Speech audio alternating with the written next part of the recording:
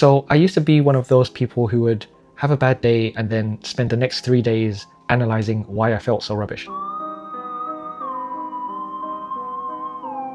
It's like classic overthinking, right? Plus, I'd feel bad about feeling bad. It's some weird double punishment thing. But I came across an understanding a few years ago that completely changed the way I think about emotions and therefore how I navigate and process them. And honestly, it's kind of crazy how simple it is. So in this video, I want to share what I learned because it's made me feel way more chill about this whole emotional roller coaster that we all go through. So let's dive in. Point 1, it's your thoughts that create your emotions, not external events. Now this I didn't know. I didn't know for the majority of my life until I came across this understanding. I didn't know that 100% of our emotions are created by our thinking, right? That we're only ever feeling our thinking moment to moment, right? Nothing else, like nothing out there can make us feel anything. Not circumstances, not world events, not other people. It's only ever our thinking. 100% of the time, right? So not 50% of the time, not 90% of the time, not even 99.99999% of the time. It's 100% of the time. Now, when I first heard about this, I was so skeptical. Like 100%? 100% of the time? Everything I'm feeling is 100% from my thinking?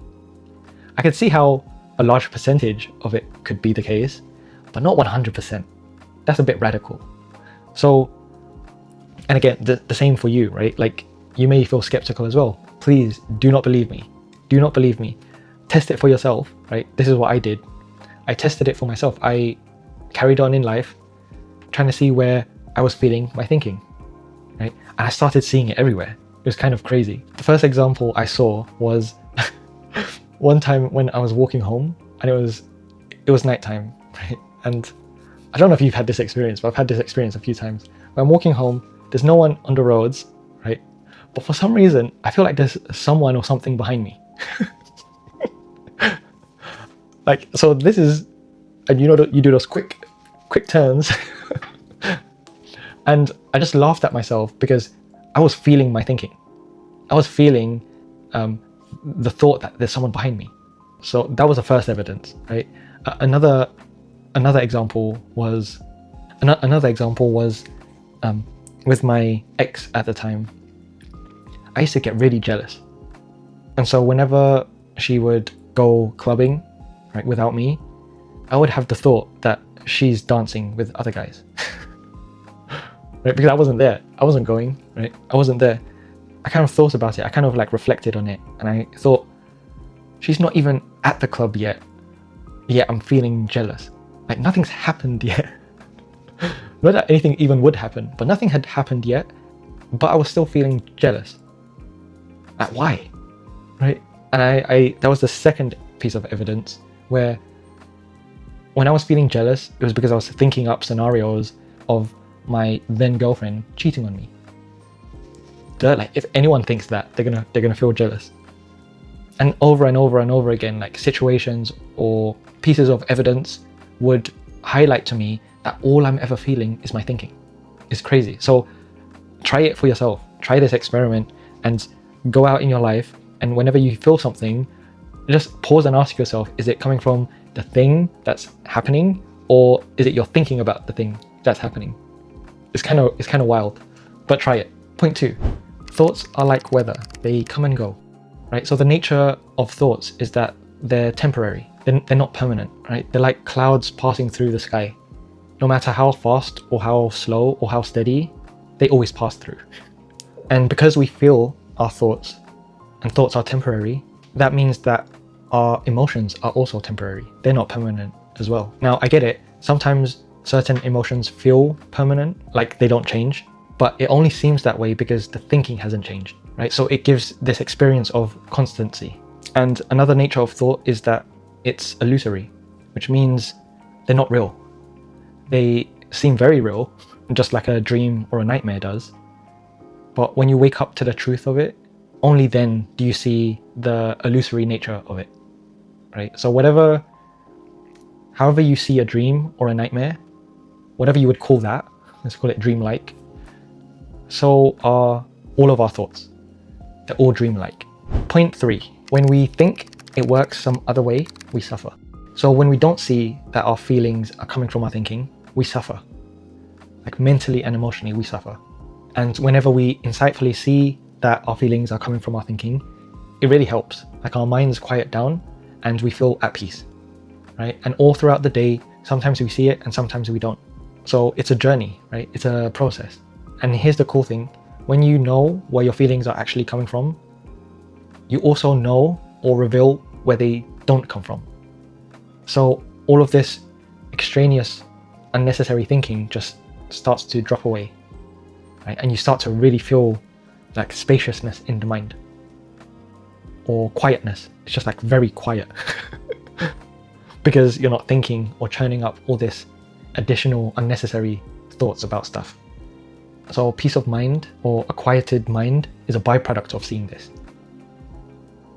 It's hard to explain, but when you have an insight, you'll see something pops in your mind, and then there's just like silence.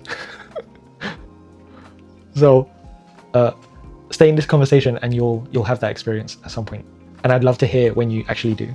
So yeah, this isn't a doing, because a lot of people will have this habit of wanting to know how to implement or execute or apply what we learn. But this is slightly different, right? There's nothing for us to do. There's only something for us to see. And when we see something different, everything changes, right? We see different, we do different. Point 4, emotions can't actually hurt you. This is a big one because a lot of the clients that I've coached, or even just friends that I've spoken to, over the years, in some way, shape or form, they're uncomfortable with certain emotions. And so they tend to avoid it.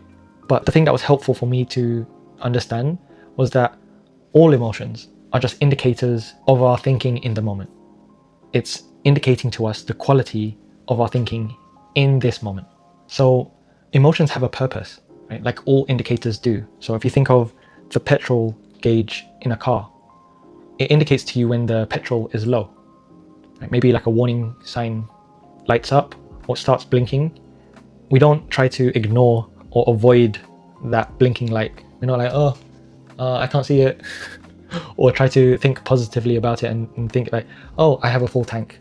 Don't worry, the tank's actually like quite full, right? No, we don't do any of that. The indicator is simple. It's just indicating to us the amount of petrol that we have in that moment. So it's a simple resolution of just filling up the tank, right? So indicators can't hurt us. They're just making us aware of what's happening currently so we can decide what we want to do about it right now. So the next time you're having a negative experience or feeling a negative emotion, like be with it, like feel it fully. Don't resist it, don't fight it, don't push it away, don't judge it. Just simply close your eyes and feel the energy in your body. Like notice, like what does it feel like? How intense is it? Where is it located in the body? How big or how small is it? Is there a color that you see for that feeling? And I just want you to notice what happens as you observe and be with that feeling. Like what I find happens when I do this is that within a few seconds, just a few seconds, it doesn't take long, the feeling starts to shrink or dissipate. It kind of starts to dissolve into nothingness. And that's the process. It happens very naturally, and it's not us doing anything. I'm not dissolving the feeling. I'm not dissipating the feeling. I'm not shrinking the feeling. I'm not doing anything. I'm simply being with it, allowing it, accepting it, which isn't a doing, it's more of a non-doing. Like I'm not doing anything. If you would say observing or being with it is doing something, then okay, I'm doing something, but it doesn't feel like I'm doing something. Being with it doesn't feel like I'm efforting to do something.